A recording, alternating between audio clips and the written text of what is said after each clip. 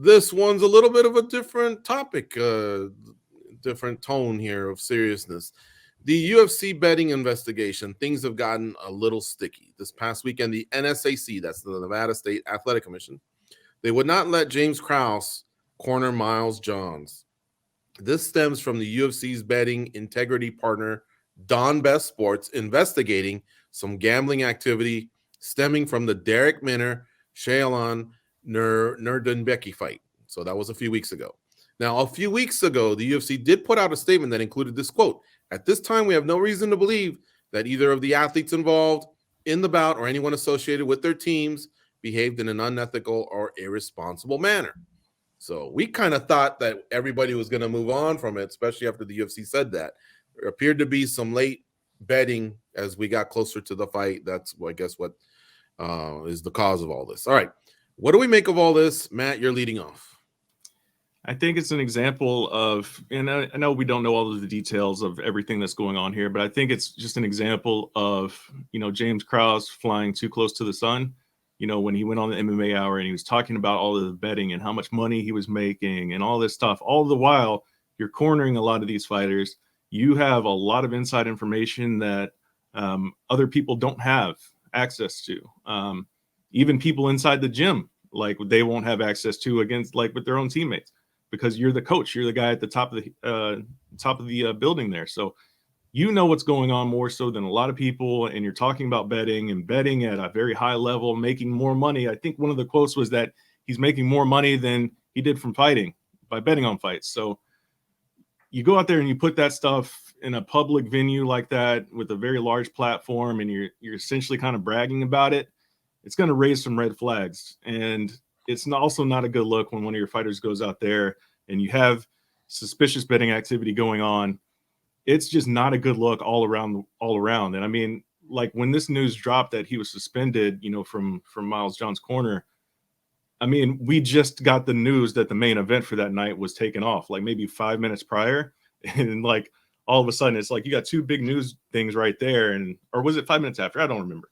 But either way, you have two very big news items that dropped right there, and like, oh, the main event fell out. Oh, wait, a coach was pulled from betting. That's the more bigger story here. So like, we got to figure out what's really going on here. And hopefully it's just one of those things that we can clear up, because it is a real black eye for the sport. If you do have a coach that is involved in, I don't want to say fight fixing, because that's a very egregious allegation. And hopefully that's not the case. Whatever comes out in this investigation, hopefully that's not the case. Hopefully it was just one of those things where it's like, we see fighters go into the cage hurt all the time. And, Derek Minner was one of those guys that needed to fight. We see it all the time. Fighters fight because they need paychecks, and they take another fight because they need another paycheck. Are they 100%? No. We hear them talk about coming into fights with pre-existing injuries all the time. We hear examples of fighters taking fights so they can get that insurance to pay for an injury that they had. It's a dirty game sometimes. But man, there's a lot that could be going on here, and hopefully it all comes out in the investigation. And hopefully, like I said, hopefully it's not one of those things to where we're looking at fight fixing allegations. Goes, how about you? Well, it's winter time, guys, and much like Uggs on women, this is not a good look for the UFC, for MMA, for gambling. When you think about some of the advertising that we see, you know, a lot of people put money on these fights, and to not be able to trust that outcome, we've seen what's happened in other sports when these type of things come up. It can ruin it, dude. So you don't want a story like this anywhere near you, and I expect things to start coming down on people, and it's a rough situation to be in. I will tell you this though: if you gamble on fights, um, sometimes even when you do get information like this sport is so unpredictable that it almost doesn't help. There's fighters that go in there with torn ACLs, broken hands, you know, I don't know, broken bones. They still win from time to time. So really, if you're gonna make a bet and you have any feeling of anything like this, just stay away from the play altogether.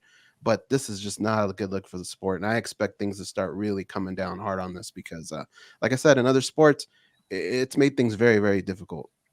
All right. How about you, Mike? Yeah, I think we need to be very careful with how we talk about this, just because it's obviously still ongoing. ESPN gambling reporter David Payne Purdom has kind of done some good reporting on this so far. The thing that kind of really struck me, like as Matt kind of referenced, the thing about him being pulled from the corner was like, okay.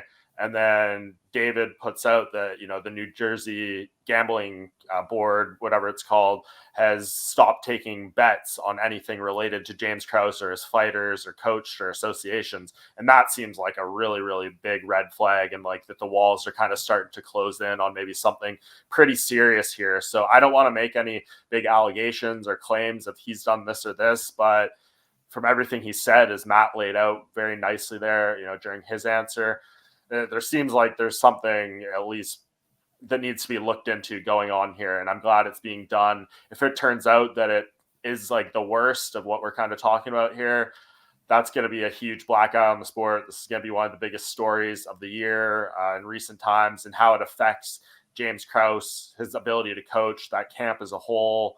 Obviously, Brandon Moreno's got a huge title fight coming up in January, among other people. So there is a lot of potential repercussions and fallout to this. And it seems obviously that James Krause is in the middle of the spotlight on it. And I think we just kind of need to wait and see what further information comes out and what ultimately ends up happening here, because there's a lot of potential tentacles that go off this to other areas of the sport. Yeah. All right. Good stuff, guys. I'm a guy that tries to see all the positives and always think the best of everybody. As covering someone like James Krause for a long time, definitely all this is surprising, but it is, again, allegation stage, speculation. There's an investigation that's going on right now. I think it might be timing with that interview that he did do, where he said, hey, look, I do well on the gambling side, along with the fact that all of these gambling sites are pushing fighters and coaches to give their picks.